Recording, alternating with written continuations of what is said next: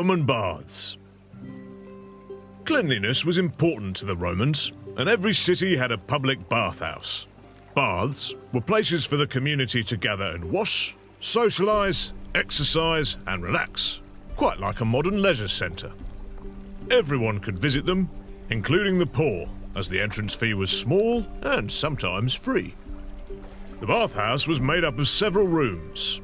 After changing in the apoditerium, you entered the tepidarium, the main hall with a warm bath to relax in. You would rub oil on your body here before entering the caldarium, a very hot steam room and bath. The heat made you sweat, and a slave would scrape the dirt off your body with a metal strigil. In the frigidarium, there was a cold bath to cool down in. The palaestra was a gymnasium where young men would exercise. Women would bathe at different times or in different areas. Larger baths had libraries, cafes, and even gardens. There were beautiful buildings with domed ceilings and glass windows, and were decorated with mosaics, marble walls, and statues. The baths used underfloor heating, a hypocaust system. They were built on columns, so hot air from fires could circulate underneath. The walls were heated by clay pipes leading to the chimneys. Some were built on natural hot springs they believed had healing powers, and others had water transported from lakes by aqueducts. By 300 AD, Rome had over 900 baths. The largest was the Baths of Diocletian.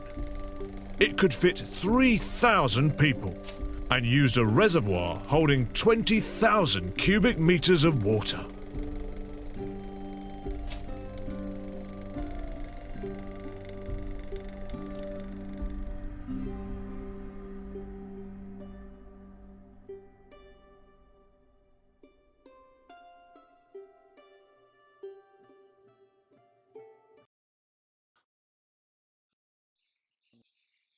Okay, this is part 3 of the series. I really wanted to go ahead and film the third part.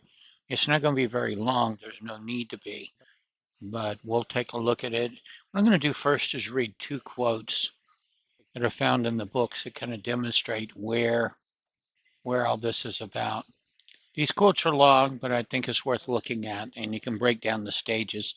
I'm doing this one as a review of what the stages are, and 2 to bring in the third stage. There are many types of baths and ways to take them. For example, depending on the temperature of the tubs or pools and the order in which one uses them. A common fashion is to use the first tub for a time soaking, and if one wishes sponging and then emerging to apply the oils or oil. And these are rubbed well into the sides and removed with the syringe. Now, tape 1 showed you the picture of the syringe, or the beginning of this video would have. There are many types of syringe. If I mispronounce that, forgive me. Some of them are innately decorated. They're usually of metal and almost always of a narrow spatulate form. With the syringe, one scrapes away the residue of oil, and with it dirt, sweat, cleaning the pores.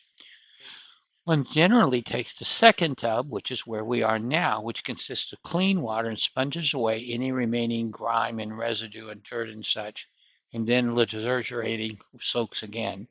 It's in Renegades of Gor. Second part. I closed my eyes in one of the second tubs, the cleaning tubs. There were 5 first tubs, 5 second tubs. They were all large, shallow, round tubs of clay covered with porcelain, mounted on an open brick platform. Now, if you watch the intro to this video, they'll show you the fire and how that's set up. Each platform about a yard high has a particular bath, adequate enough, I suppose, for the area of the fires beneath the brick platform, were stirred and tended and cleaned with long hand fire takes. To be sure, it was late, and I suspect the fires had not been tended perhaps since the 8th Eon, and water, however, happily was still warm. Happily being built. Let's see. Be sure this happily was still comfortably warm. They'd probably be built up again around the 5th Ion. I hung my wet garments on racks about the blick platform behind the tub. It'd probably be dry now. Each tub had some 11 feet in width and some 18 inches deep. On a hook behind me, kept for towels and such, I slung my scabbard. Its baths here, of course, are very simple and primitive. Renegades of Gore. As you can see, even the second simple baths had a first and second tubs that would not have been used for swimming. So let's move on. Now, at this point, basically, and we're going to read another quote with this, where she's going to come over, take his hand, ask permission to lead him over to the second tub. Okay, and like it says, he still has to rinse all that oil off of him, has to rinse all the stuff off of him, and so she leads him over to get him ready. Um,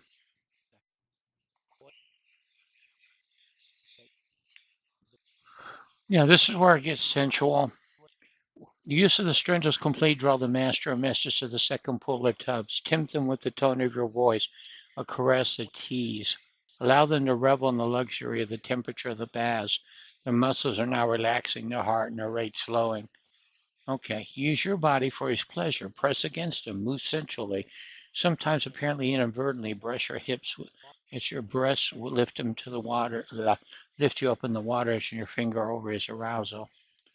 So basically, once she goes over there, this becomes the whole scene becomes one of her tempting and caressing him, and just much different than what we did on part one, which is the basic bath and the massage.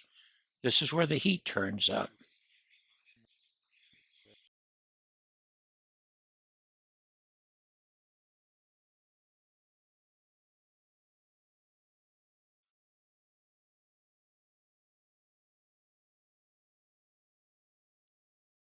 So if you watch, Shawnee walks over.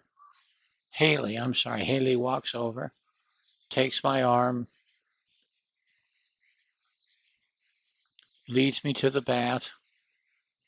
And if you read the dialogue that's up there, you'll see that she offers to help me in.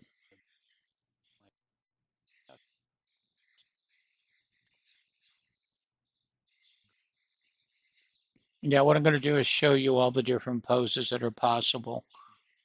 This particular bath, we use it in Kilma, Klima, and it has, you can give them a bath or you can heat it up depending on what you want to do.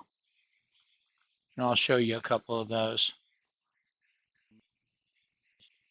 She does own a sponge. She can bring it out and use it on me, and I suggest that as one of the tools that you slaves pack inside your bag.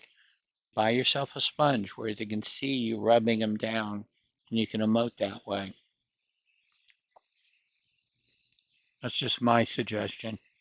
For those who've been in hot tubs like myself, you know what it feels like. You feel the steam rising up. You know what it's like to have somebody next to you if you're lucky.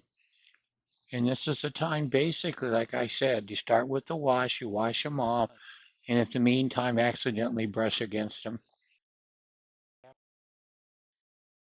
Now you can see our sponge that I talked about a minute ago.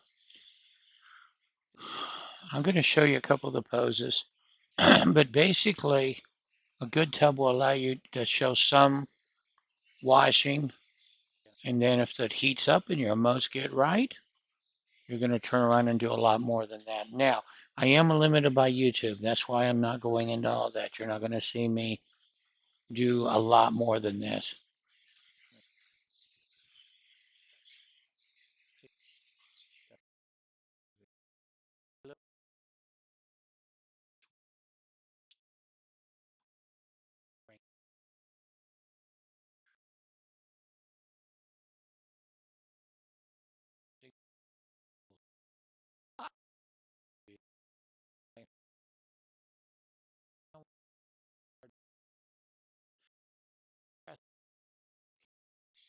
The last quote.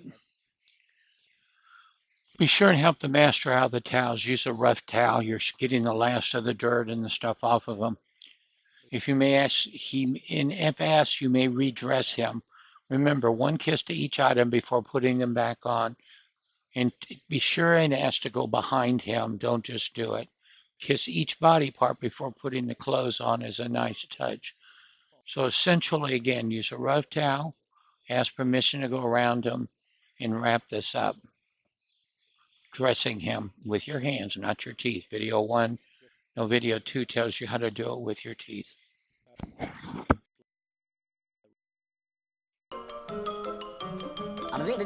That's all, folks.